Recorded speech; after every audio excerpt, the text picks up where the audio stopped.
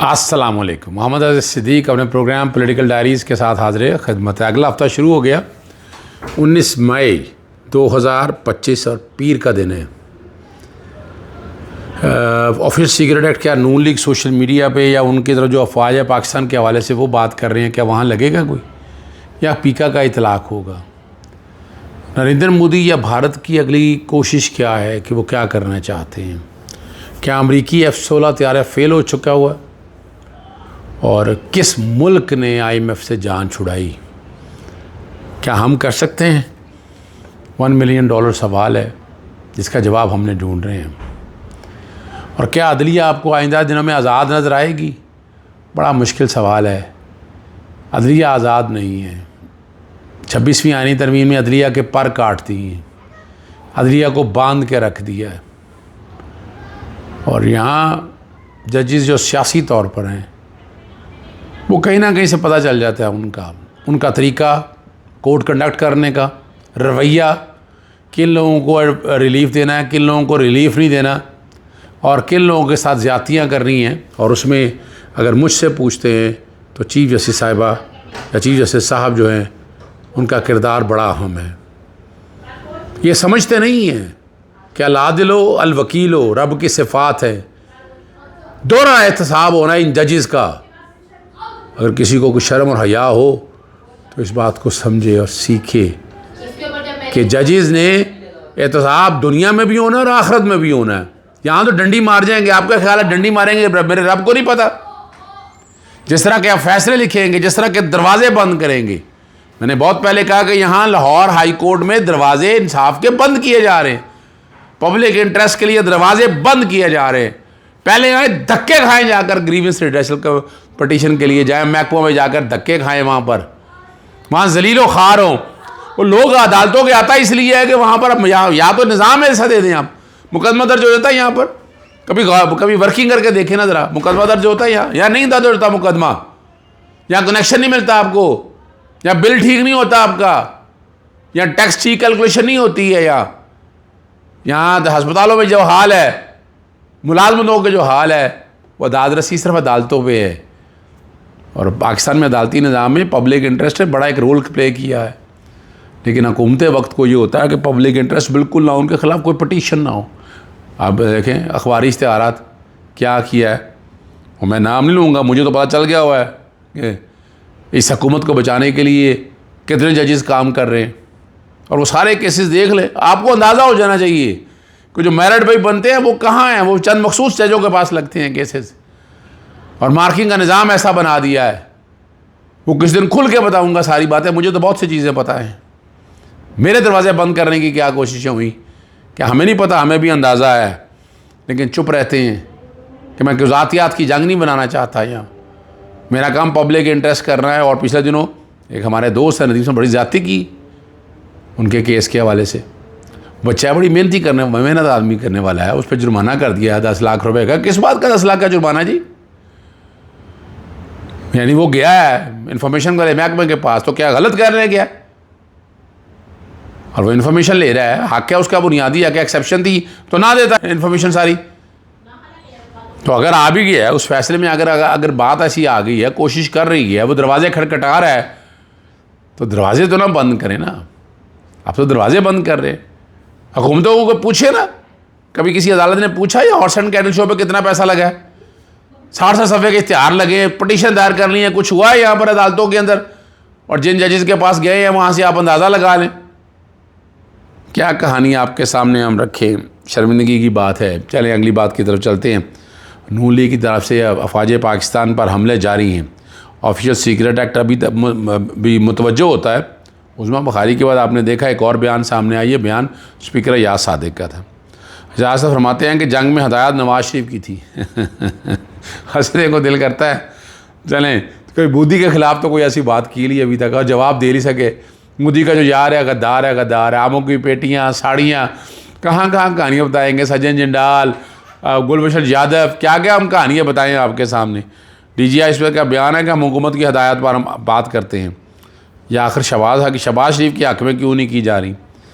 और नवाज शरीफ तो खामोश बैठा हुआ है। ये बात अगर वज़ीर आज़म के हक़ में कही जाए तो कुछ हुफूम तो फिर निकाला जा सकता है।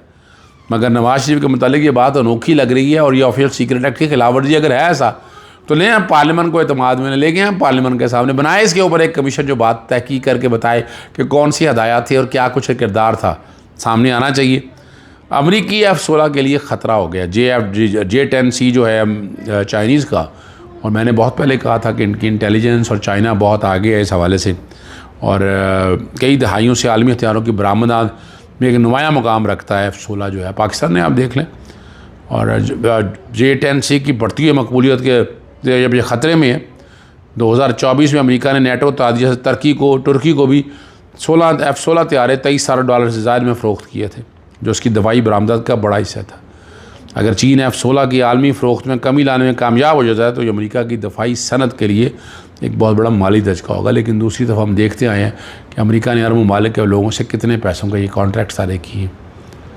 ये सारा कुछ आप देख रहे हैं, सारा कुछ आपके सामने मौजूद है। अच्छा, एक बात और बात कहनी है कि भारतीय मीडिया को बीजेपी और वज़ीर नरेंद्र मोदी ने पाकिस्तान और अपने मुखालफिन के मुले मॉन्स्टर बनाया, वो अब भारतीय हुकूमत के लिए बोझ बन गया। आलमी मीडिया ने भारतीय मीडिया की गैर जिम्मेदाराना सहाफ़त को अमन के लिए ख़तरा करार दिए। देखे ना, आप एग्जरेटेड फिगर बता रहे हैं कि जंग हो रही है, लड़ाई हो रही है, मार कुटाई हो रही है, ये सारा कुछ तो आप सामने रिकॉर्ड के ऊपर चीज़ें मौजूद है ना। और तहकीक का पता लगा कि नहीं था। आपको याद होगा नब्स गोस्वामी ने भारत के बारे में 5वें फ्लोर पर सरीना होटल के 5वें फ्लोर पर ISA की मीटिंग का बताया था और वो तहकीक का पता चला कि 2 फ्लोर है। और हमने बड़ा चीज़ें सारी सामने रखी थी और लाहौर की बंदरगाह पर हमला करने, कराची पोर्ट तबाह करने, कोयटा पर हमला करने की देने वाले अगर PTI होते तो उन पर पीका लगता, तो क्या इनके ऊपर पीका नहीं लगना चाहिए था? यहाँ पाकिस्तान के अंदर जिन्होंने इंडिया चैनल ने जो खबरें चलवाई हैं सारी जो हुई हैं, उन पर पीका क्यों नहीं लगाया? आप लगाएं ना उनके ऊपर पीका, आपके हाथ चली है ना, पीका लगाएं आप, फिर बुलाएं, फिर उनको लेके जाए इंटरनेशनल कोर्ट ऑफ जस्टिस में। लेकिन पाकिस्तान के अंदर जो खबरें चलाएं ना ये चलाएंगे तो समझ में आ जाएगी बात।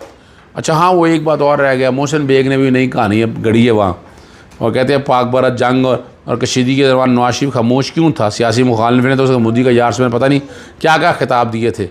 अच्छा, वो अंदर की खबर कही है कि बताते हैं कि वो सारी सूरत हाल से ना सिर्फ आगाह थे बल्कि भारत को मुँह तोड़ जवाब देने के लिए। अच्छा, नवाज शरीफ खुद तो बोले आके, मोहसिन बेग का क्या काम है? मोहसिन बेग का क्या काम है सारी बात में बात करने का?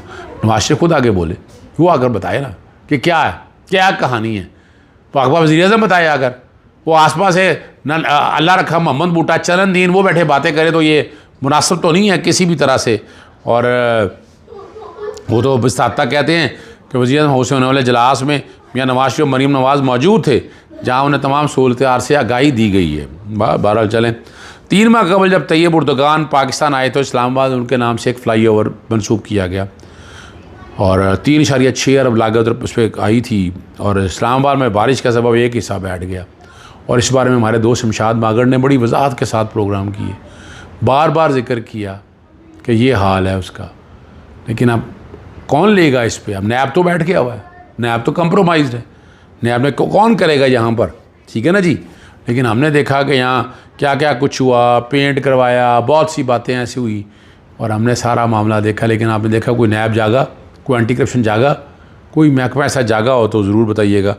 DG ISPR ने अरब न्यूज़ को इंटरव्यू में पानी के हवाले से 2 मौक़िफ़ सामने रखा। उन्होंने कहा कि अगर कोई समझता है कि 24 करोड़ पाकिस्तानी का पानी रोक सकता है तो वो संगीन गलतफहमी में। अगर ऐसा किया गया तो फ़ौज पाकिस्तान वो इक़दाम ज़रूर उठाएगी जिसे दुनिया देखेगी और जिसके असरात बरसों याद रखे जाएंगे।